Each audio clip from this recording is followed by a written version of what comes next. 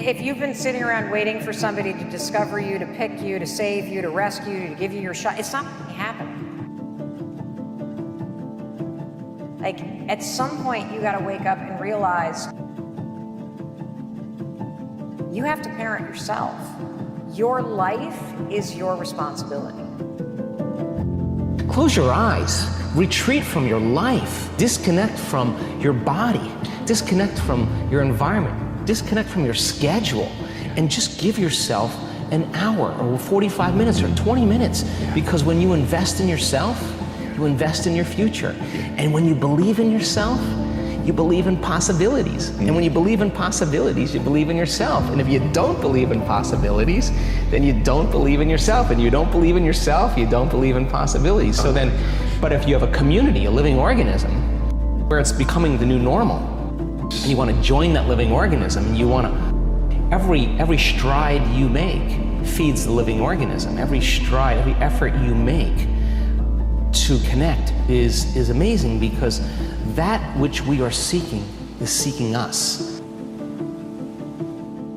So the real question is, what is it that you can fall in love with enough that makes all the fighting through the negative voice and all of that worth it? So that's number one, is just to recognize that you've got a long timeline ahead of you. So when you stop outsourcing your happiness, your validation, your support, all of it, and you bring it back in, and you get responsible for it, it sounds scary, it's so liberating, because you could do anything. When you're responsible, when you're the driver of your life, when you're not looking out to anybody else to fix it for you, can you ask for help? Of course, but the buck stops with you. You're the one that has to do the work. You're the one who has to push your own ass. You're the one who has to figure out what makes you happy. You're the one who has to figure out and become self-aware about what you need. And then you're the one that has to find whatever it is, the courage or being humble enough to ask for help. That's the eternal problem of life. And the problem is, there is the category of problems in life, and it ain't going anywhere. And so the question is, can you deal with the whole category at the same time? That's the thing. That's how to be in the world, is to deal with that category all at the same time. Sacrifice. What does that mean, sacrifice? Well, it's a discovery, man. It's the discovery of the future. It's like the future is actually the place where there is threat. And it's always going to be there. So what do? You make sacrifices in the present so that the future is better. Right. Forestall gratification now, and it'll pay off at a place and time that doesn't even exist yet. It's like, who would have believed that? It's like, that's a miracle that occurs. And it's not like people just figure that out overnight. Most people aren't obsessed with their goals because they don't believe they're worthy of them. It's easy to dream about what you want, but in between where you are and what you want, there's a tremendous amount of stuff you got to change and do. And if you have a lot of trauma in your background, you have been given the message over and over and over, even though it's not true, that you don't deserve it, that there's something wrong with you. And if you don't, at some point, be defiant against what the world or your caregivers or your past experience has pounded into your brain incorrectly, unfairly, you will forever be stuck with that story. Pain plus reflection equals progress.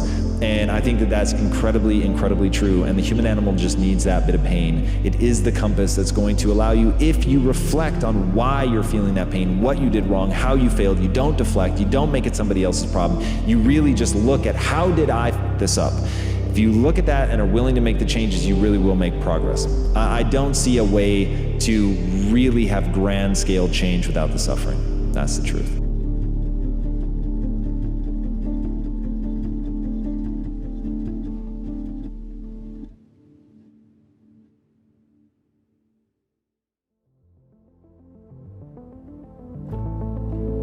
The idea is that nothing brings a better world into being than the stated truth. Now you might have to pay a price for that, but that's fine. You're going to pay a price for every bloody thing you do and everything you don't do. You don't get to choose to not pay a price. You get to choose which poison you're going to take. That's it. So if you're going to stand up for something, stand up for your truth. It'll shape you, because people will respond and object and tell you why you're a fool and a biased moron and why you're ignorant. And then if you listen to them, you'll be just that much less like that the next time you say something. And if you do that for 5 years, you'll be so damn tough and articulate and able to communicate and withstand pressure that you won't even recognize yourself. And then you'll be a force to contend with.